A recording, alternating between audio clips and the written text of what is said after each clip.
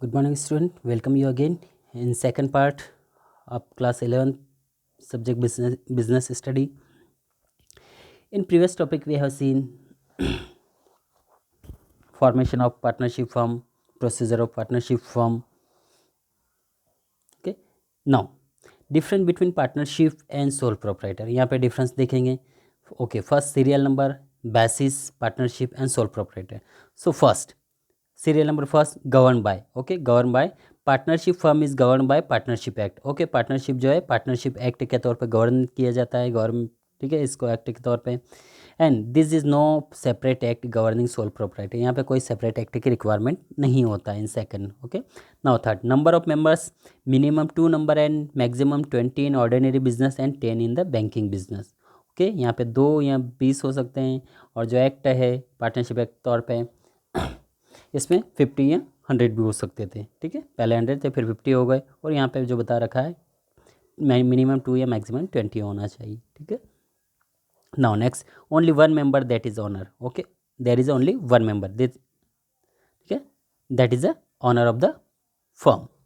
Basis of the formation किस तरह बनता है on the basis of agreement called partnership deeds ठीक है जो अग्रीमेंट होता है आपने पिछले टॉपिक्स में देखे हैं कि ऑन द बेसिस ऑफ जो अग्रीमेंट बेस पे होता है और वो अग्रीमेंट ही क्या कहलाता है पार्टनरशिप डीड्स कहलाते हैं okay in sole proprietor there is no need to agreement okay risk partners jointly bear the risk all the partners who register in agreement deeds partnership deeds they all are the jointly bear the risk only proprietor bear all the risk ठीक है इसमें जो proprietor एक अकेला होता है वो सारे रिस्क उठाएगा और इसमें सारे जितने भी पार्टनर्स हैं finance large finance as compare to sole trader because all the partner contribute the capital large amount में फाइनेंस को कंपेयर कर सकते हैं यदि हम कंपैरिजन करें सोल प्रोप्राइटर से तो बड़ी तादाद में वो पैसा इकट्ठा कर सकते हैं और उसको आसानी से बिजनेस को रन कर सकते हैं small finance as only one person that is proprietor contribute the capital यहाँ पे स्मॉल फाइनेंस होता है कम पैसा होता है क्योंकि अकेला व्यक्ति है तो यदि वो एक 10 लाख इकट्ठा कर रहा है तो सुबह तो अकेला ही रन कर रहा है 10 लाख और यहाँ पे यदि 5 मेंबर्स हैं या 10 है तो 10 लाख यानी 1 करोड़ वो आसानी से इकट्ठा करके अपना बिजनेस को आगे बढ़ा सकते हैं next decision making all the partner must be consult for taking decision ठीक है सारे पार्टनर से डिसीजन जो है कंसल्ट करने के बाद ही डिसीजन ले सकते हैं और so decision can be delay decision delay हो सकता है यदि एक पार्टनर नहीं तो उसका वेट करना पड़ेगा ओके और quick decision as a proprietor need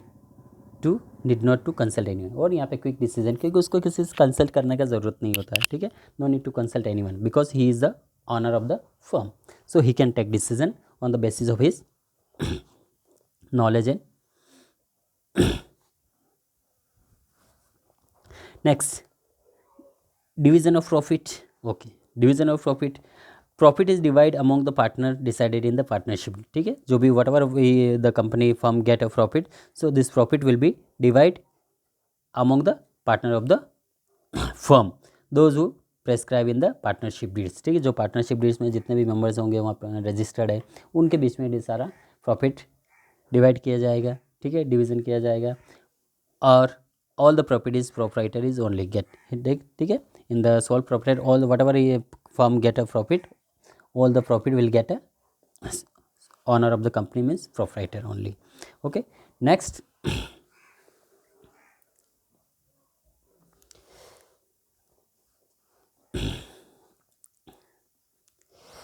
difference between partnership and Hindu joint family ठीक है govern by partnership firm govern by partnership act 1932 जैसा हमने ऊपर देखा था joint Hindu family business is govern bye Hindu succession act के तौर पे जो नेक्स्ट सक्सेसर होगा वही उसका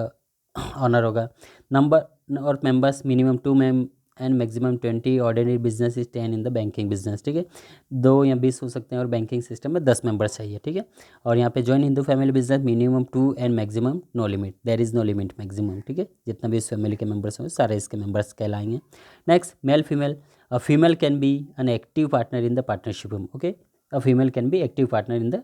but in joint Hindu family business female can not be an active member of the joint Hindu family business ठीक है फीमेल को इतना इंपॉर्टेंस नहीं दिया जाता जैसा हम जानते हैं अपनी सोसाइटी में अच्छी तरह हम देखते हैं कि कोई फीमेल किसी बिजनेस को रन नहीं करती है जॉइंट हिंदू फैमिली बिजनेस में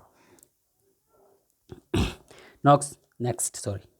okay, management, all the partner manage and control the partnership firm, ठीक है, all the partner manage and control partnership firm, ठीक है, सारे पार्टनर्स मैनेज करेंगे, कंट्रोल करेंगे फर्म को। एंड ओनली कर्ता manage and control the joint Hindu family business, कर्ता, ओनली कर्ता means head of the family,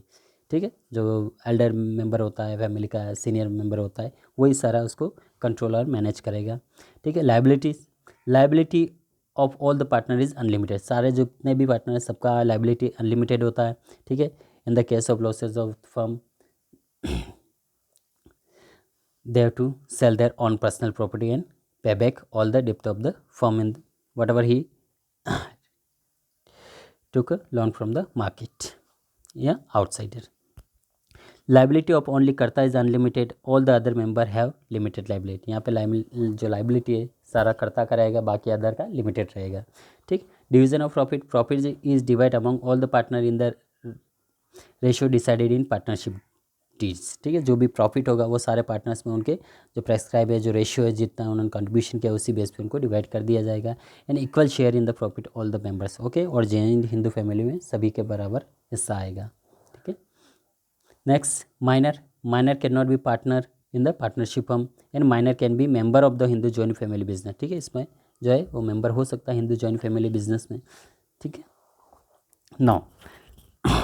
we have completed first sole proprietor, second Hindu joint family, and third partnership. Okay, now next topic, cooperative organization working together and with the other for common purpose. We will continue in next part, next topic, next lecture. Okay, thank you, have a nice day.